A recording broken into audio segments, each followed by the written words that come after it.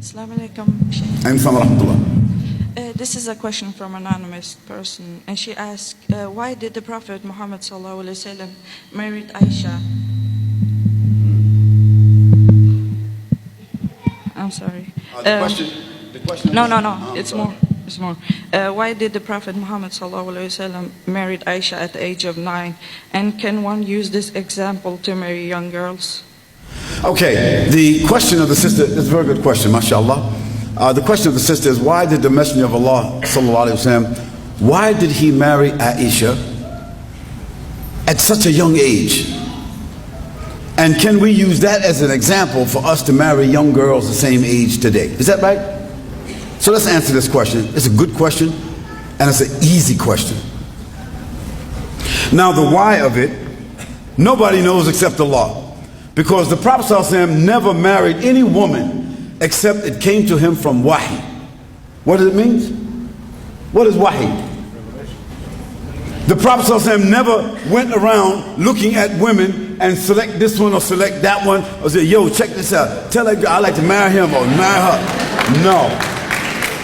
No, Allah subhanahu wa ta'ala mentioned in the Quran, the Messenger of Allah ﷺ never spoke anything from himself. But whatsoever he heard from wahi, this is what he did. Now we know that the Prophet is a man like everybody else, but Allah subdued his nafs. Allah subdued his nafs with wahi, revelation. So he was guided by Allah. He was accompanied by Jibreel alayhi salam. His nafs never came up above the revelation. So whatever the Prophet selected to do, he did it through the influence of Allah subhanahu wa ta'ala and through the guidance he received from Jibreel alayhi salam. So why he got Aisha, we don't know that, because where did the order come from?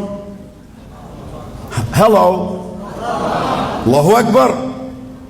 So the kafir, the non-Muslim, who is not able to understand or to recognize, they between the sky and the earth, they suspended, because what? They're ignorant, they don't know. They don't understand the premise of revelation, so they can't appreciate that. But those who can appreciate revelation understand that prophets, alayhimus salam, were ordered to do things that we don't understand, that we call mu'ajiza. We call it miracle, phenomena, because it came from God.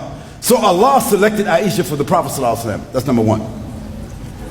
And when the Prophet ﷺ realized that Allah inclined him towards Aisha, who was Aisha radiallahu anha? She was the daughter of Abu Bakr radiallahu anhu, Abu Bakr as-Siddiq radiallahu anhu. And who was Abu Bakr as-Siddiq? Abu Bakr as-Siddiq, he was a well-known man in Mecca, right? Well-known, honest. He was an aristocrat, a very influential man. He was the supporter of the Prophet ﷺ. He was a companion of the Prophet ﷺ. And Aisha was his daughter. So one day the Prophet ﷺ said to him, from the inclination he got from Allah subhanahu wa ta'ala, he says, Abu Bakr, he says, do you love me? Abu Bakr said, Ya Rasulullah, I sacrificed my mother and my family for you.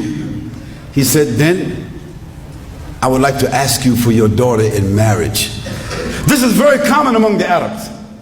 Don't think about Norway, don't think about Europe, don't think about China, don't think about America, you think about the Arabs. The Arabs at that time, it was urf, it was part of their urf. It was very normal for them to ask for the daughter of a man when she was 9 or 10, so that that daughter could come and move with the family. Not sleep with him, but come and move with that family so he could observe her, she could observe him. So by the time she got to the age where she could have sexual relationships and have children and intimacy, they would have already built a bond. Do you understand that? Do you understand that? So the Prophet ﷺ, he didn't sneak around someplace and get her phone number. He didn't try to meet with her somewhere. He wasn't eyeballing her. He was not desiring her. This was his best friend. And who was Abu Bakr? Abu Bakr was one of the most respectful people of Mecca, of the Quraysh.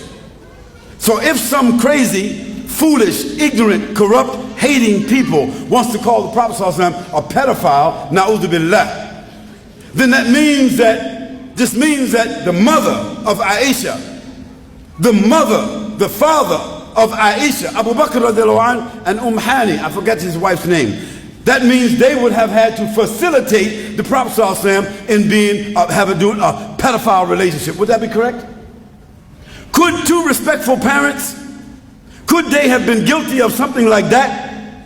Could Allah subhanahu wa ta'ala have inspired the Prophet ﷺ, but somehow or another he fell out of inspiration and he did something like that? No, that could not be the answer. The answer had to be something different. So the Prophet ﷺ said to Abu Bakr, "Oh Abu Bakr, why don't you give me your daughter in marriage?" And Abu Bakr radiallahu anh replied, he said, "Oh Messenger of Allah, but we're brothers." And the Prophet ﷺ said, "Yes, but we're not those kind of brothers." See, they're not brothers of the blood. They're not brothers of the same family. This means that your daughter is lawful to me. And it is within the context of what the Arab urf, that means the Arab society. What is well known to them, what is legal, what is decent, what is dignified, what is halal, what is clean. So the Prophet ﷺ could not have been asking to do something that was abnormal. It had to be something that was normal. Now let us look at the fruit that came from the tree so we can understand it. Who was Aisha radiallahu anha? She's the woman that memorized the Quran. When the Quran was revealed, when the last ayats of the Quran, the last 6,636 ayats were revealed, 3 months later, Aisha had memorized the whole Quran. Think about that. Secondly, let's look at Aisha radiallahu anha. Aisha radiallahu anha, because she lived with the Prophet ﷺ. She saw him, she understood him intimately, clearly. Her mind was bright, and she was a powerful young girl. A very aggressive young girl. Powerful, aggressive, and deep and intelligent. Memorized the whole Quran. And guess what? She was holding with her, when the Prophet ﷺ passed away, at least 2,600 ahadiths that nobody else knew. And that's why after Abu Hurairah radiallahu anha, nobody related to us more hadiths than Aisha radiallahu anha. So when you look at the product, when a girl is raped, when a girl is molested, when a girl has been involved in some pedophile type relationship, she becomes dysfunctional. She becomes, something different. She doesn't know herself. She becomes guilty. She becomes dirty. She becomes dysfunctional. And you see the result of it throughout her life. Is that correct or not? No, not our mother Aisha radiallahu anha. She was the teacher of 72 of the companions of the Prophet ﷺ and the tabi'een and the atba' tabi'een. She was their teacher, our mother. And when the Prophet ﷺ passed away, she was only 18 years old, which means she only was married to the Prophet ﷺ and lived with him 9 years. And when she died, she was a mother of the believers. Is that correct or not? Is that right or not? So that means nobody could marry their mother. So from 18 years old until she was 73 years old, she lived by herself teaching. Which one of the women could do that? So when the people talk stupid, give them some of that history so they can understand who she is. And when you understand who she is, you can understand the context of things. And so, sister, may Allah reward you for that question. It comes in a lot of places, but that's the answer.